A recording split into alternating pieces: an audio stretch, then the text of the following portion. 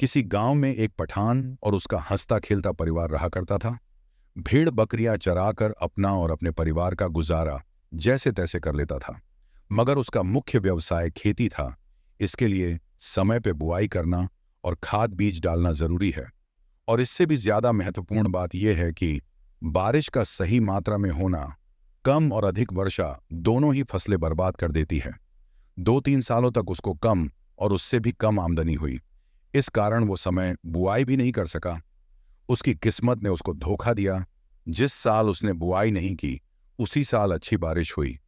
अब गुजारे के लिए जमींदार से ब्याज लिया, तो उसे चुकाने के लिए काम की तलाश में बाहर जाना पड़ा।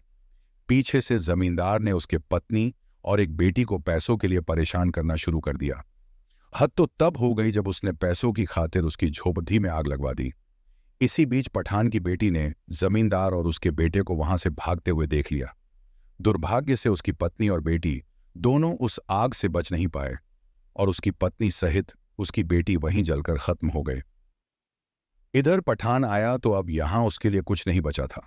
उसने हादसे का कारण जानने की कोशिश भी की, पर कुछ भी पता नहीं चल सका। पठान की हालत पागलों जैसी हो गई और वो जंगलों और पहाड़ों में भटकता रहता। एक दिन तंग आकर उसने आत्मदाह करने की सोच ली और दरिया के पास चला गया और अल्लाह की आखिरी इबादत में जुट गया। जैसे ही इबादत खत्म हुई, तभी वहां से एक एफगीर बाबा जा रहे थे। उन्होंने पठान को देखा तो वो बाबा उसके पास आए और बोले, बेटा, मैं जानता हूं किस्मत ने तुम्हारे साथ बद्धा बेरहम मजाक किया है, लेकिन बेटा, कुदरत के आगे किसकी चली है। बेटा, तुम जो करने जा रहे हो वो उस ऊपर वाले की नजरों में गुनाह है। पठान बोला, बाबा, मैं जीकर भी क्या करूं, मेरे जिंदगी में अब कुछ नहीं बचा है।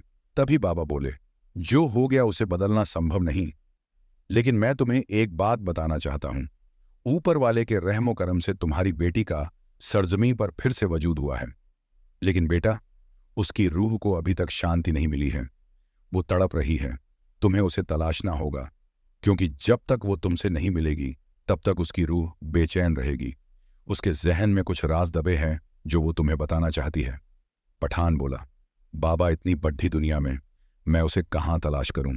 शाह, आप ही कोई रास्ता दिखाइए। बाबा बोले, बेटा, ज्यादा तो नहीं, पर तुम्हें उसकी झलकी जरूर बता सकता हूं। बेटा, तुम उसे किसी स्कूल के आसपास मिलोगे, लेकिन बेटा, एक बात का ध्यान रखना, तुम उसे इतनी आसानी से नहीं मिल पाओगे, क्योंकि उसने अल्लाह के रहमो करम से बहुत अमीर घराने में जन्म लिया है। ये कहते हुए एफकीर बाबा वहां से आगे बढ़ गए।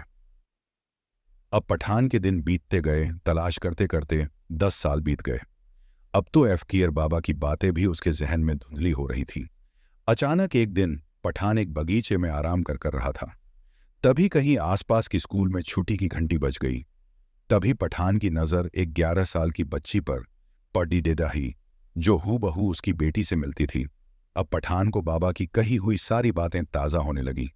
फिर थोड़ी देर में उस बच्ची के माता पिता उसको लेने आ गए और वो उनके साथ कार में चली गई। पठान रोज उस बच्ची को झाड़ियों के पीछे से देखता और उसमें अपने बच्ची को खोजने की कोशिश करता। एक दिन उस बच्ची की मां ने पठान को देख लिया और वो पठान पर ध्यान देने लगी।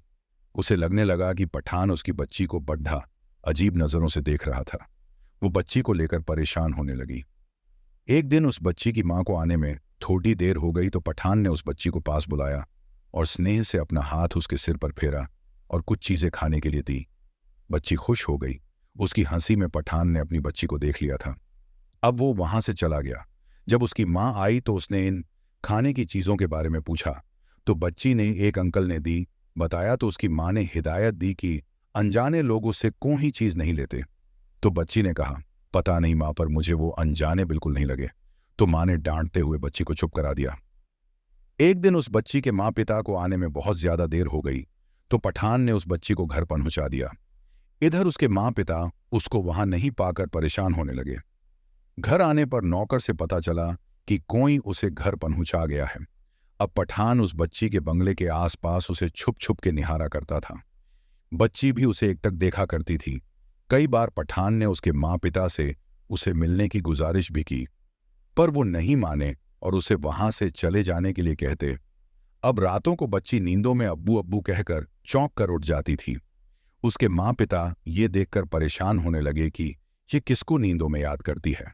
तभी उस बच्ची की माँ ने पठान को बंगले के आसपास देख लिया तो उसकी इस हिमाकत पर उसने उसकी शिकायत अपने पति से की। पत्नी के जोर देने पर उसके पति ने पुलिस में रिपोर्ट कर दी। पुलिस ने उसे चेतावनी देकर छोड़ दिया। उनकी परेशानी को देखकर उन पति पत्नी के करीबी मित्र ने उन्हें बच्ची को हिप्नोटिज्म के जरिए इलाज का सुझाव दिया। उन लोगों ने डॉक्टर से मिलने का समय लिया। डॉक्टर ने बच्ची को हिप्नोटिज्म किया और उसकी जांच की। फिर उन्होंने उसके माँ पिता से कहा कि बच्ची के अवचेतन मन कुछ बातें दबी हुई हैं जिसका बाहर आना जरूरी है, नहीं तो ये स्थिति और भी बिगड़ सकती है। अब उसके माँ पिता और ज्यादा चिंतित हो गए। अब बच्ची रातों को अब्बू अब्बू कहकर चौंक उठती थी और अचानक एक दिन जब उसकी माँ घर में खाना पका रही थी तभी वो बच्ची आग को देखकर जोर जोर से चीखने और चिल्लाने लगी और पूरे घर में इधर उधर भागने लगी और कहने लगी, अब्बू बचाओ, अब्बू बचाओ, आग आग, अब्बू बचाओ। कई बार ऐसा हुआ जब बच्ची पठान को देखकर उसके पास जाने की जिद करती। उसके ये दौरे भी पठान को देखते ही रुक जाते थे। तभी उन्होंने थक हार कर पठान को बुलाने की सोची।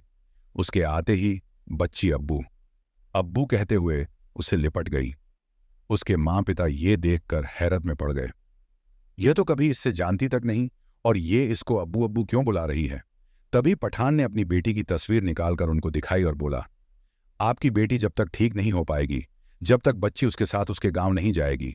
कोई और रास्ता नहीं होने के कारण उस बच्ची के माँ पिता ने पठान की बात मान लेने का निर्णय किया।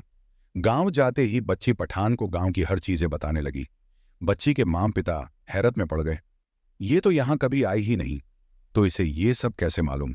तभी गांव के लोग बच्ची को देखकर पठान से बोले, बेटा ये तो उस आग में। तभी बच्ची दौड़ती हुई अपने उजाड़ हुए झोपड़ी के पास गई और रोने लगी, अब्बू अपना घर तो जल गया था ना, ये तो बिल्कुल वैसा ही है। तभी पठान ने कहा, हाँ मेरा बच्ची अपना घर कहाँ जला है। तभी बच्ची दुबक कर रोने लगी और अपने अब्बू से बोली, अब्बू आपके जाने के बाद जमींदार और उसका बेटे ने हमारी झोपड़ी में आग लगा दी थी। मैंने उसे आग लगाते हुए देखा था। पठान अपना कुल्हाड़ी लेकर जमींदार के घर की तरफ बढ़ने लगा, लेकिन गांव वालों ने बताया जमींदार का पूरा परिवार एक सड़क हादसे में खत्म हो गया। इधर वो बच्ची थोड़ी देर बाद फिर रोने लगी और बेहोश हो गई। वो अपनी अवचेतन मन की अवस्था से बाहर आ गई और पठान को पहचाने से इनकार करने लगी, क्योंकि अब इस जिंदगी में वो पठान से कभी मिली ही नहीं थी और अपने असली माँ पिता के पास चली गई।